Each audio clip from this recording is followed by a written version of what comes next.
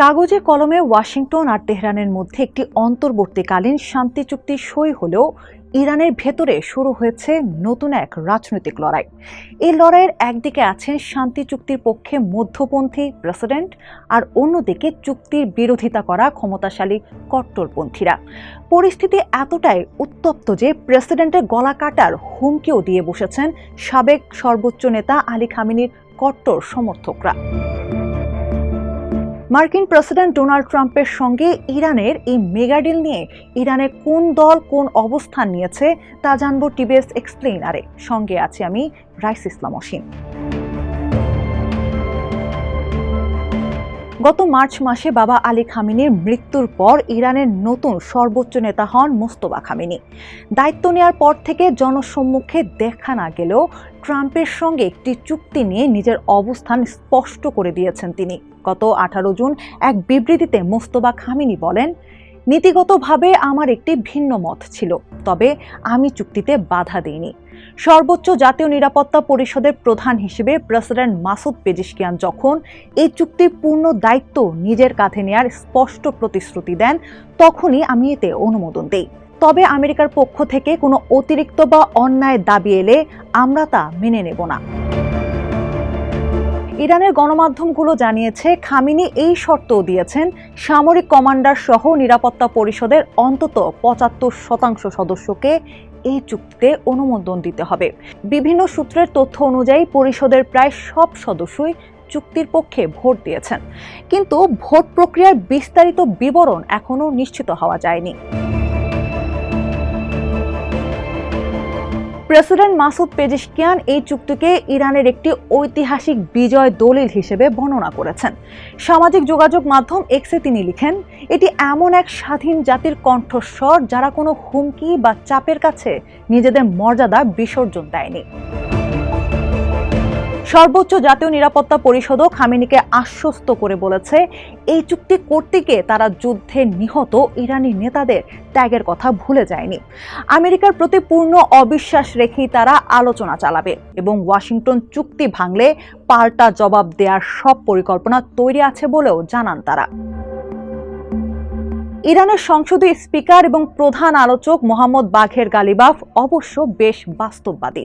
তিনি খামেনিকে তার নির্দেশনামূলক ও বিচক্ষণ বার্তার জন্য ধন্যবাদ জানিয়েছেন। পাশাপাশি তিনি বলেন, এই সমঝোতা স্মারক যুদ্ধের ময়দানে অর্জিত সাফল্যকে কূটনৈতিক আলোচনার রূপ দেওয়ার সুযোগ তৈরি করেছে, তবে এটি কেবল একটি কঠিন ও দীর্ঘ পথের সূচনা। নিজেকে একজন যুদ্ধোত্তর অর্থনৈতিক কমান্ডার হিসেবে উল্লেখ করে গালিবাফ বলেন, চলমান যুদ্ধের কারণে ইরানের অর্থনীতি ভেঙে পড়েছে, তাই এখন সময় এসেছে সামরিক নিয়ন্ত্রণ থেকে বের হয়ে অর্থনীতির দায়িত্ব রাজনৈতিক নেতাদের হাতে দেয়া, যাতে জনগণের উপর চাপ কমে এবং দেশ স্বাভাবিক অবস্থায় ফিরতে পারে। খামেনির শর্ত সাপেক্ষ অনুমোদন কট্টরপন্থী শিবিরকে শান্ত করার বদলে আরও উস্কে দিয়েছে।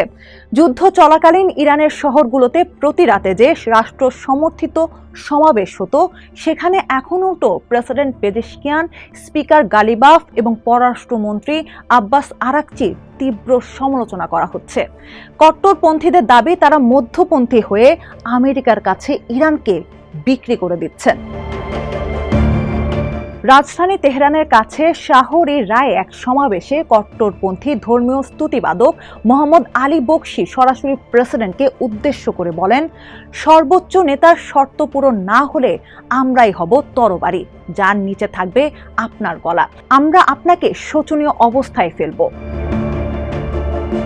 অতি রক্ষণশীল শহর কোমের প্রতিনিধি মোহাম্মদ মান্নান রাইসি দাবি করেছেন, বন্ধ থাকা সংসদ অবিলম্বে খুলে দেয়া হোক, যাতে আমরা আমেরিকার স্বার্থবাহী যে কোনো চুক্তি আটকে দিতে পারি।